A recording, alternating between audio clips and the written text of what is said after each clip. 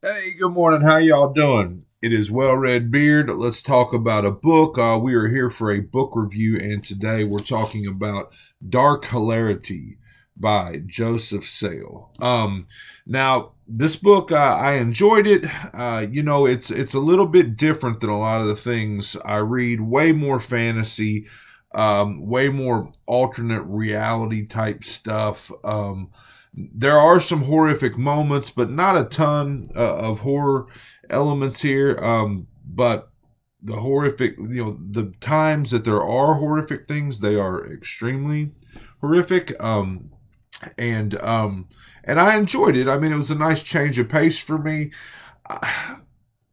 I think I'm at 4 stars. I mean, I will say that I'm probably somewhere between 3 and 4, but we're going with 4. So, just why do I say that? Because sometimes I'm between 4 and 5, and on this one, I think I'm between 3 and 4, and I think most of that is because, again, it's a personal taste thing. I don't read a lot of fantasy. I mean, there's nothing wrong with the book that puts it below the 4 star mark. It's just, if it's below the 4 star mark, that is all personal taste in this particular case. It's a complex book. There's a lot going on. We were following two young girls, Tara and Nicola, and and they love rock and roll. I mean, they love that shit.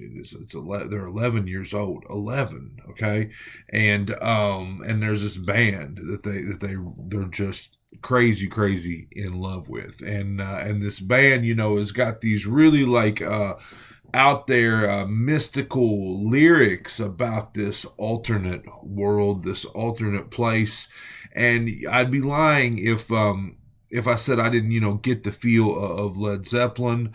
Now, bear with me. I'm going to make a lot of links between this book and Lord of the Rings. So the Led Zeppelin, they're singing about Mordor and shit like that, right? So that was all like basically fan fiction. I saw a funny thing, it was actually a Twitter argument at some point about fan fiction not being worth anything or whatever, and then somebody like said, well, wasn't like all of Zed Leplin, wasn't all of Led Zeppelin's work basically fan fiction to Tolkien?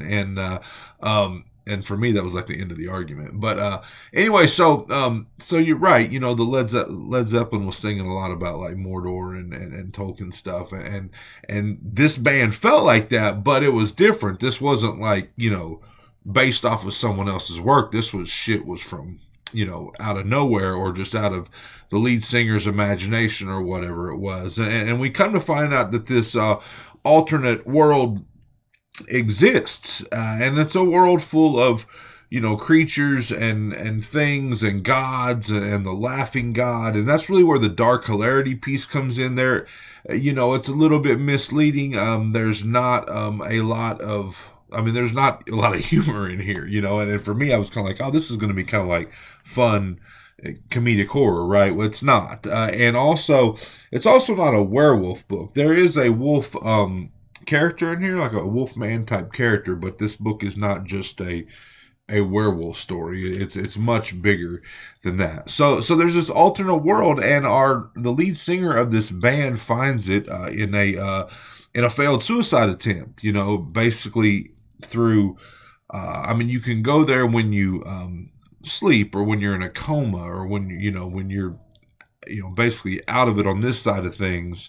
You can find your way to that side of things, and so the lead singer of this band, finds it, through a failed suicide, and basically becomes, on some levels obsessed, to go back and to spend longer amounts of time there, because you can only do it when you're in a certain state in the real world, in our reality. And the young girls, that they're in love with this band, and they get their mom, or one of them's, it's Tara's mom, to take them to a concert. And after the concert, something happens, and because of that happening, I'm not going to give you a lot of the real details, but because of that happening, they get to meet the band, and meeting the band. Let's just say it doesn't go well, and because of something that happens there, again vague, I know, but Tara finds her way into this world now. Um, Time is different in these two places, so 10 hours of sleep or coma or whatever it is over here is like years over there, and I think the exact thing was like, I can't remember if it was 7 because it's like the girls were 11. I want to say they jumped to 18, but maybe it's longer. But for sake of argument, let's say 7 years over here is like 100 years over there, or it's a big jump. So Tara goes there as an 11-year-old, and then comes out of whatever it is that's put her there, and chooses not to go back for a long time, and she's going back to basically track down this lead singer for a reason. Sorry about the dog barking, but so she goes back, and like again, it was 7 years, 10 years later on our side of things, and over there it's like a crazy amount of time. And so characters that we meet early in the book are old and near death at the end of the book, and so ultimately it's a questing type thing. It's an alternate world, an alternate reality. Now, for me personally, I love maps. This book doesn't have one, but if you're gonna design an entire new world and we're gonna go quest around it, give me a little map. It's just a request. I mean, I love reading through, again, sorry, Lord of the Rings. I'm going to come back to this, but and then going back and looking at the map, and then reading and going back and looking where I'm at. I love those types of things. And again, this book doesn't have it, but maybe in a second release or something down the road, let's put a map in there. But so it's a questing story. It does a thing where ultimately there's a switch. You realize that your main character is not necessarily the main character, and that your hero is not necessarily the hero. Kind of a little Samwise switch on you. And but one thing I'll say is, look, 11-year-old girls,